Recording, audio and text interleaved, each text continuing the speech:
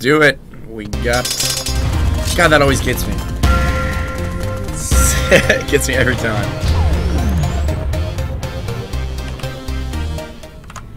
Oh, wait. Caster mode, caster mode, caster mode. No, we have new intro graphics. Anyway, we've got SC in the 3 o'clock position here on Terminus, and down at the 6 o'clock we have his opponent, QuanticIM's DreamerTT, who is on fire right now. Yeah, he is. Has taken out two exceptional players in Sase. So SC wants to tackle a macro game. He picks Terminus in addition to him being thrown in at the moment. Yeah. And we have TVT on Terminus. Now, these games, we do have a little bit of positional imbalance here. Tails and DRG, but yeah. Oh, yeah. No, I know what you meant. Still, impressive games. Yeah, definitely. 100%.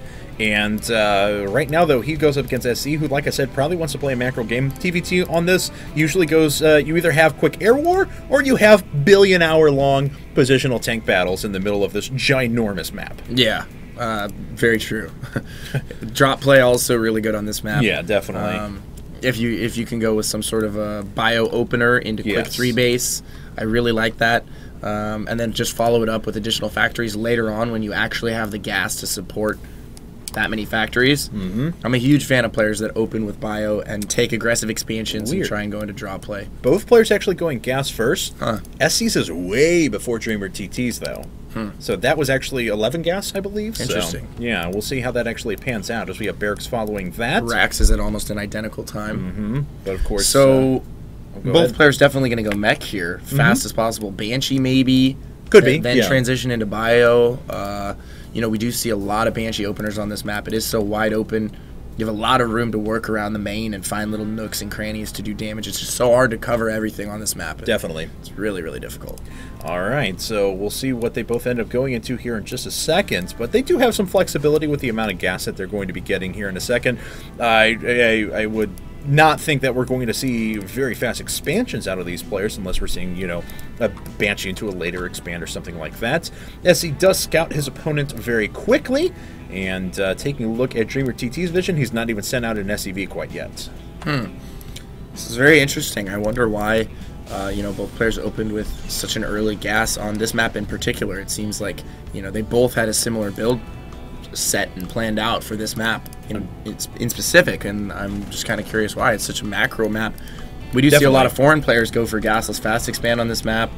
Build up a lot of Marines, and then we do have a second gas coming. Yeah. Oh, wow. For Dreamer, but no second gas coming for SC just yet. Right, so SC may be going for that variety where he attacks with, you know, Banshee and a few Marines or something like that, but maybe not going to be of the Cloak variety. DreamerTT, though, could very well open up with a bunch of Cloak right away, actually hiding that barracks at the back where there's probably going to be a starport built right next to it. Yeah, I really like that. Gives him, and there's the landed racks, there's the starport, and there's the tech lab. So he's probably going to go with Cloak Banshees here, just judging from the second gas.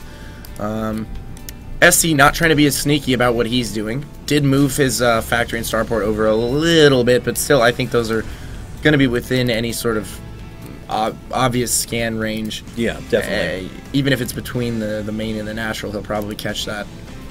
And let's see here, as already prepping to transfer those over. And look how much gas that DreamerTT has saved up at the moment. Even though he had the later early gas before Rax, he has the second one down, so he's obviously caught up and then surpassed SC in terms of his gas mining. So there's the moving of the structures for both. There's a Banshee coming up for SC, and indeed we do have Banshees of the Cloaked variety coming out for DreamerTT. Cloak being started first, and then a Banshee will come up right after that. 100 gas, almost done, and there we go. He's going to grab the first Banshee almost immediately. Yes. And a Command Center coming down for SC. So SC is getting the Banshee and a Command Center, followed by his second gas much later. So he's not getting Cloak, which I think is actually going to help him a lot here. He's got that really early second CC.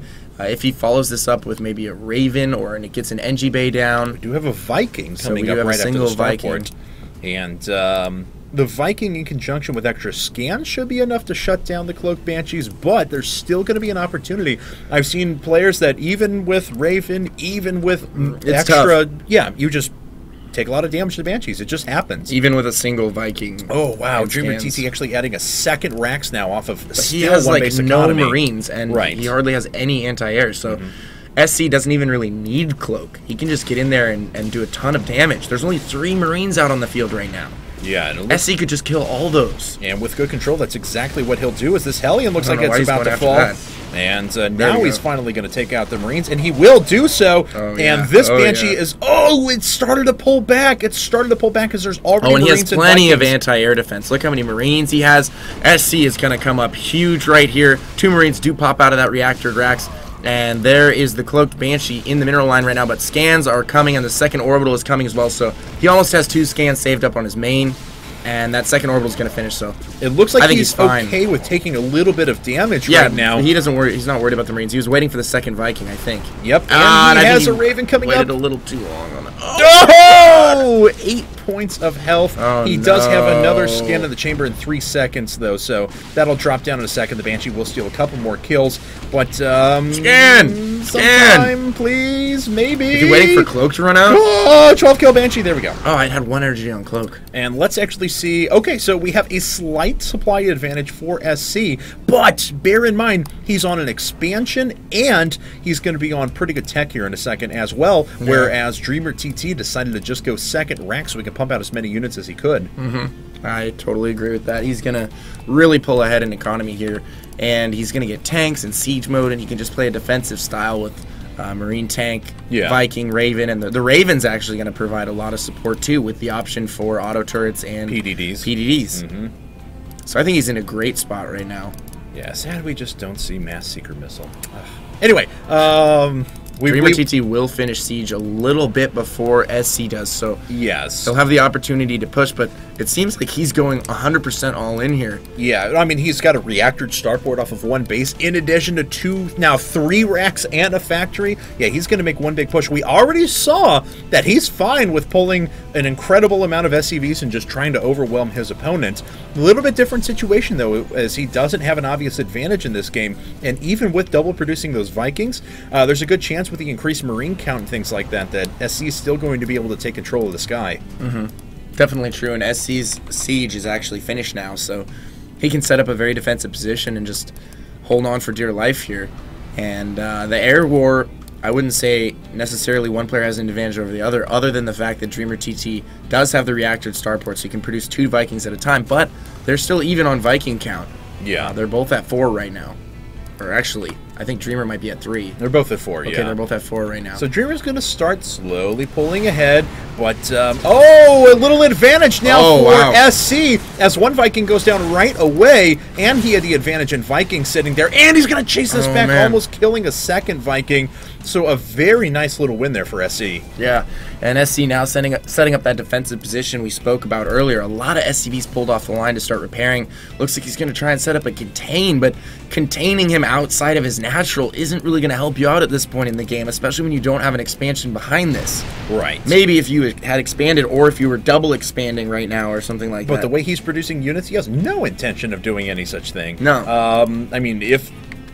maybe he'll just go into mass saving mode now if he I just can't visualize how he's going to break the siege line. Right, I definitely agree with you. Oh, let's see if SC have enough for another PDD. Oh, his PDD up top is actually helping here, which is ridiculous because he initially had a very, very bad engagement going into that. SC actually killing that auto turret on the ground as well. Really needs to get that starport on a reactor, I feel. Now, SC is up by 13 workers, which does mean that the army advantage is DreamerTT's at the moment, but of course, the longer that he waits to try and pressure this expansion, the closer SC is going to start moving ahead, and he's just eventually going to pull way far ahead in a couple of minutes. Well, also, the thing about that as well is that a lot of that supply is invested in unupgraded Marines. They don't have stim, they don't have combat shield, and they have no upgrades, nor do they have medevac supporting them. So a lot of that supply advantage from DreamerTT is invested in things that aren't really going to help him out too much. I don't think that having those 3 Raxes and not having an expansion